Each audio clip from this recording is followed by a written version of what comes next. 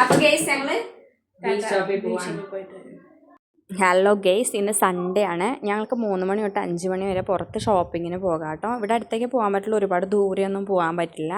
ഞങ്ങൾ ഈ വീഡിയോ ചെയ്യുന്നത് കാണുന്ന ഒരുപാട് പേര് ഞങ്ങളെ കളിയാക്കുകയൊക്കെ ചെയ്യുന്നുണ്ട് കേട്ടോ. പക്ഷെ ഞങ്ങളതൊന്നും കാര്യമാക്കുന്നില്ല. എനിക്ക് ഏറ്റവും സപ്പോർട്ട് എന്ന് പറയുന്നത് ഇവർ രണ്ടുപേരാണ് കേട്ടോ. അതുകൊണ്ടാണ് ഞാനിതൊക്കെ ചെയ്യുന്നത്. ഞങ്ങളവിടെ പോയി ഫസ്റ്റ് എനിക്ക് 2 ഡപ്പ വാങ്ങണമായിരുന്നു. അപ്പം ഞാൻ ഇവിടെ 10 രൂപയ്ക്ക് ഡപ്പകളൊക്കെ കിട്ടും, അത് നോക്കിക്കൊണ്ടിരിക്കുകയായിരുന്നു. അതിൽ 2 എണ്ണം വാങ്ങിച്ചു. ഒരെണ്ണം കുറച്ചും കൂടി ഭംഗിയായിട്ട് എനിക്ക് ഭയങ്കരമായിട്ട് അട്രാക്റ്റീവായിട്ട് തോന്നി, അതുകൊണ്ടത് വാങ്ങി. ഇത് സ്ഥിരം ഇങ്ങനെ കുക്കുംബർ, മധുരക്കിഴങ്ങ് അങ്ങനെയൊക്കെ വാങ്ങുന്ന അമ്മച്ചിയുടെ അവിടെയാണ് കേട്ടോ. 20 രൂപ 10 രൂപ അങ്ങനെയൊക്കെ കിട്ടും. അപ്പോൾ ഈ വെച്ചിരിക്കുന്നതൊക്കെ 20 രൂപയ്ക്ക് ഇങ്ങനെ അളന്ന് മാറ്റി മാറ്റി വെച്ചിരിക്കുകയാണ്. അപ്പോൾ ഞാൻ അവിടെ നിന്ന് 20 രൂപ കൊടുത്തൊരു കുക്കുംബർ സെറ്റ്, നമുക്ക് ഇഷ്ടമുള്ള ഏതാണെന്ന് സെറ്റ് നോക്കിയെടുത്ത് വാങ്ങാം. അടുത്ത അപ്പക്കുട്ടിന് ഞാനും കൂടെ പച്ചക്കറി വാങ്ങാനായിട്ട് പോയി.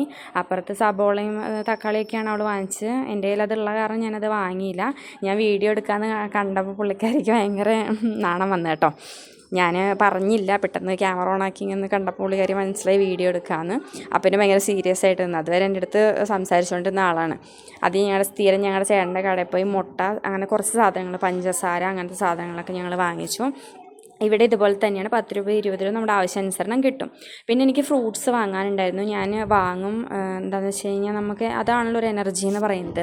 അവിടെ ഒരു കുഞ്ഞ് ഓറഞ്ച് പോലത്തെ കണ്ടു. അപ്പോൾ എൻ്റെ അടുത്ത് ആൾ പറഞ്ഞു അത് ഭയങ്കര കൊള്ളത്തില്ലാന്ന്. എന്നാലും ആളൊരെണ്ണം മുറിച്ച് തന്നു. ഭയങ്കര കയ്പ്പ് പോലെയായിരുന്നു. പിന്നെ ഞാൻ എന്ത് കിട്ടിയാലും അപ്പക്കുട്ടിനും കൊണ്ടുപോയി കൊടുക്കും.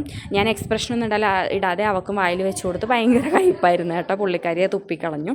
പിന്നെ അവിടുന്ന് നമ്മൾ മാതള നാരങ്ങയും ഓറഞ്ച്, വേറെ വലിയ ഓറഞ്ച്, അതാണ് വാങ്ങിച്ചത്. ഇതാണ് ഞങ്ങളുടെ ചെറിയൊരു ടൗൺ എന്നൊന്നും പറയാൻ പറ്റില്ല, ചെറിയൊരു സെൻറ്റർ പോലത്തെ സ്ഥലം കേട്ടോ. ഇവിടെ നിന്നാണ് സ്ഥിരമായിട്ട് ഞങ്ങൾ ഫുഡ് വാങ്ങുന്നത്. ഇവിടെ ചിക്കൻ റൈസ്, പിന്നെ നൂഡിൽസ്, പിന്നെ അങ്ങനെയുള്ള സാധനങ്ങളൊക്കെയാണുള്ളത്. അല്ലാതെ കുറേ സാധനങ്ങളൊന്നുമില്ല. കബാബ് മീൻസ് ചിക്കൻ വറുത്തത്, പിന്നെ ഓംപ്ലേറ്റ്, പൊറോട്ട, അതിനനുസരിച്ചുള്ള കറികളൊക്കെയാണുള്ളത്.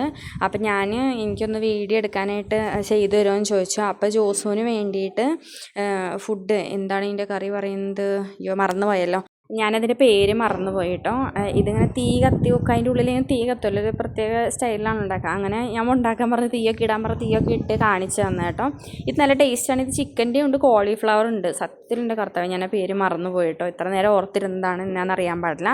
അതൊക്കെ വാങ്ങിച്ച് ഞങ്ങൾ പതുക്കെ വേറെ എന്തെങ്കിലുമൊക്കെ വാങ്ങാണ്ട നോക്കി ഇങ്ങനെ ആടി വന്നു.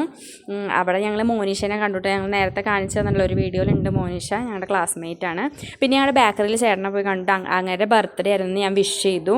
ആൾ 2 ലഡു ഒക്കെ തന്നിട്ട് 2 അല്ല 3. അങ്ങനെ ഞങ്ങളുടെ പർച്ചേസിംഗ് ഒക്കെ കഴിഞ്ഞ് ഞങ്ങൾ തിരിച്ച് ഹോസ്റ്റലിലേക്ക് പോകുന്നു. Thank you.